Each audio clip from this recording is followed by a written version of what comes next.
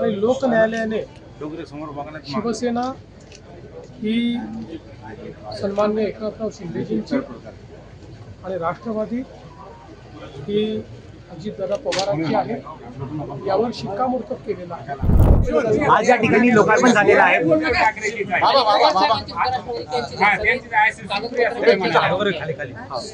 काही म्हणू शकतात, पण हा प्रश्न जो आहे हा सर्वोच्च न्यायालयाच्या विचाराधीन आहे। आता सर्वोच्च न्यायालय या संदर्भात निर्णय देणार आहे, पण त्यापूर्वी लोक न्यायालयाने हा निर्णय 2024च्या विधानसभा निवडणुकीत दिलेला आहे आणि लोक न्यायालयाने शिवसेना ही सन्माननीय एकनाथराव शिंदेजींची आणि राष्ट्रवादी ही अजितदादा पवारांची आहे, यावर शिक्कामोर्तब केलेला आहे।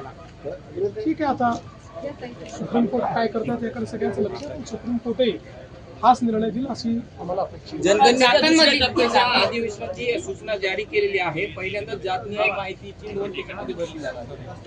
पहिल्यापासून आम्ही सांगतो की केंद्र सरकारने जातनिहाय जनगणना ही घोषित केलेली आहे, त्याचे टप्पे असतात, त्यानुसार ते होईल आणि आता त्या संदर्भातली कारवाई सुरू होते, याचा मला आनंद आहे।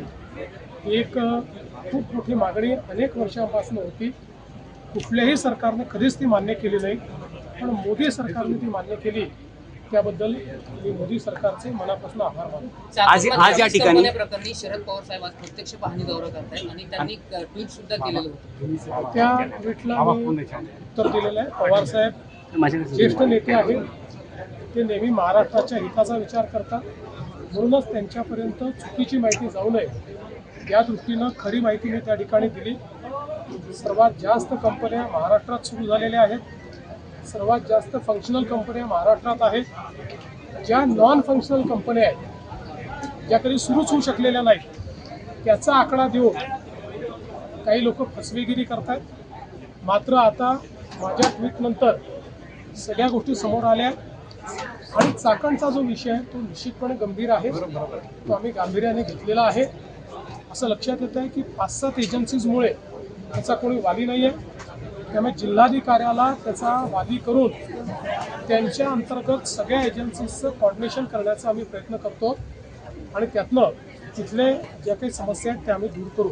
आज या ठिकाणी शरद पवारांनी खरं म्हणजे लोकसभेचे विरोधी पक्षनेते श्री राहुल गांधी यांनी जो छिछोरेपणा केला तो कुठल्याही परिस्थितीत अशोभनीय अशा प्रकारचा आहे। ज्या प्रकारे देशाच्या प्रधानमंत्र्याचा तर अपमान केलाच, पण त्याचवेळी इटलीच्या महिला राष्ट्रप्रमुखाचा इतक्या खालच्या दर्जाला जाऊन त्यांनी जो अपमान केला, या देशामध्ये अशी छचोरगिरी यापूर्वी कुठल्याही नेत्याने केली नव्हती।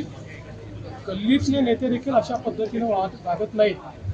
खरं म्हणजे माझं तर असं मत आहे की राहुल गांधी आणि संदीप दीक्षित यांनी राष्ट्राची माफी मागितली पाहिजे।